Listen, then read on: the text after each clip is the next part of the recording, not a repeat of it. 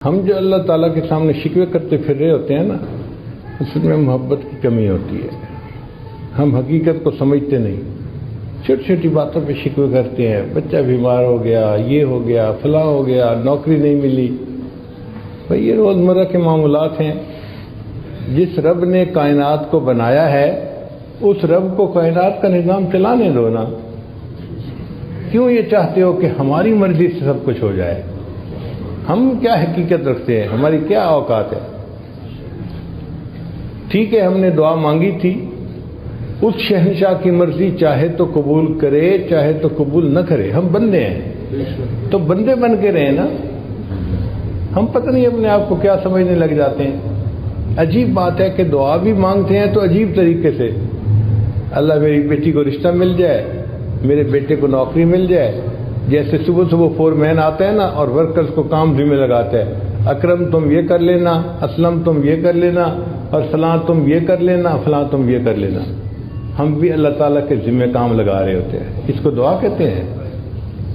دعا تو یہ ہوتی ہے کہ انسان عاجزی کے ساتھ اللہ کے سامنے سراپا سوال بن کے مانگ رہا ہو۔ جس فقیر نے 1 روپیہ مانگنا ہوتا ہے وہ کتنا لجاجت سے مانگتا ہے، ہاتھ بھی کانپ رہے ہوتے ہیں، کپڑے بھی پھٹے ہوئے پہنے ہوتے ہیں، شکل بھی مسکین بنائی ہوتی ہے، اور الفاظ کا چناؤ بھی ایسا ہوتا ہے کہ دل پہ اثر ہوتا ہے، اور وہ 1 روپیہ مانگ رہا ہے۔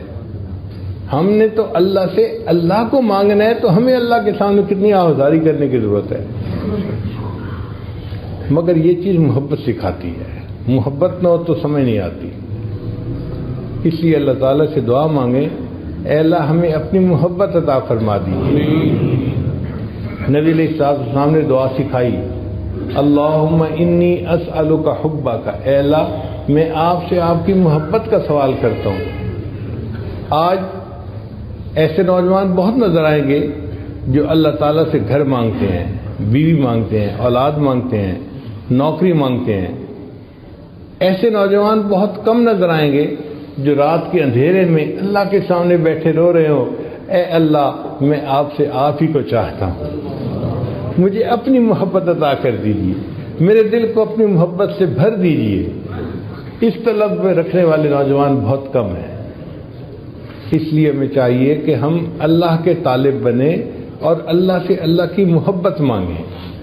جو اللہ سے محبت کرتے ہیں نا، پھر اللہ بھی ان سے محبت کرتے ہیں۔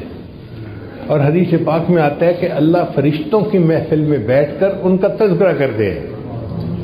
فرشتوں کی محفل میں تذکرہ کرتے ہیں، میرا یہ بندہ دیکھو نوجوان بھی پاس ہے، اگر چاہتا تو اس کے ساتھ وقت گزار سکتا تھا، لیکن یہ وضو کر کے مصلی پہ کھڑا ہوا تہجد پڑھ رہا ہے، مجھے اس بندے کی محبت پہ بہت ناز ہے۔